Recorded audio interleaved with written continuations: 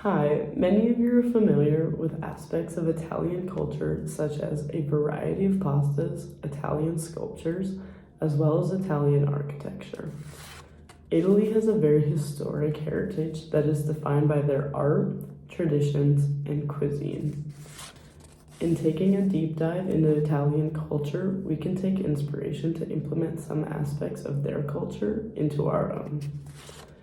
My family is Italian, and we divulge in very few Italian traditions. I thought it would be worth my while to learn more about my own culture and share it with others. I researched the history of Italy, ranging from the Renaissance to the food and even to their general way of living. Moving forward, Italy was the birthplace of the Renaissance. This resulted in a cultural shift to the arts, which brought about many talented artists and a wide range of art forms being explored. Famous sculptors such as Michelangelo and Donatello are just two of the many sculptors that came from the Renaissance. Michelangelo sculpted the famous statue of David, and Donatello sculpted the Santo, which was prominent in many churches. Both sculptors ushered in a wave of Italian art, which further led to the development of the Italian architecture style. This helped give Italy its signature white columns and vast arches, which can still be seen around the country today. Italy is not only known for its architecture, but also its food culture.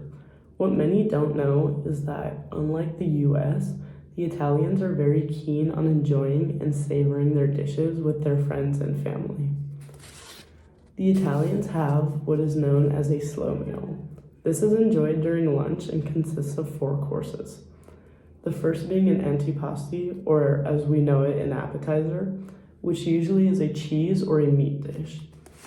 The first course is then served and is typically a pasta or a risotto dish. This is then followed by the second course, which is a little bit heavier and it consists of meat or a fish dish.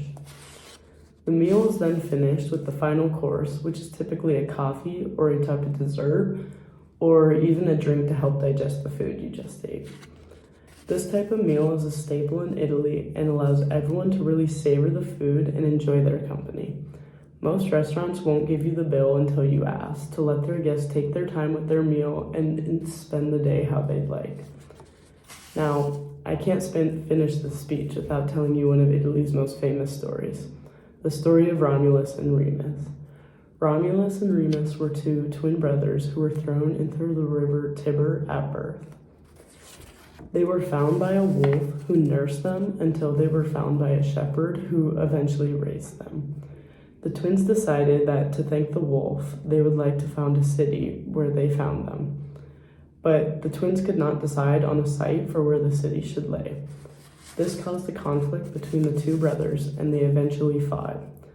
Remus unfortunately was killed, leaving Romulus as the sole founder of the city. He named the city Rome after his namesake, which is how Italy got its name for its capital. Italy is known for their ancient history as a prominent art center, as well as being a hotspot for good food. Italians take the time to slow down and savor their food and enjoy their company. After learning some more of the cultural and historical aspects of Italy, I hope to try to embrace my own culture and hopefully implement some of these aspects into my own life. I hope you learned just as much about Italy as I did. Thank you. Florentia, by the Arno River that flowed by, then later called Florentia. This commercial town declined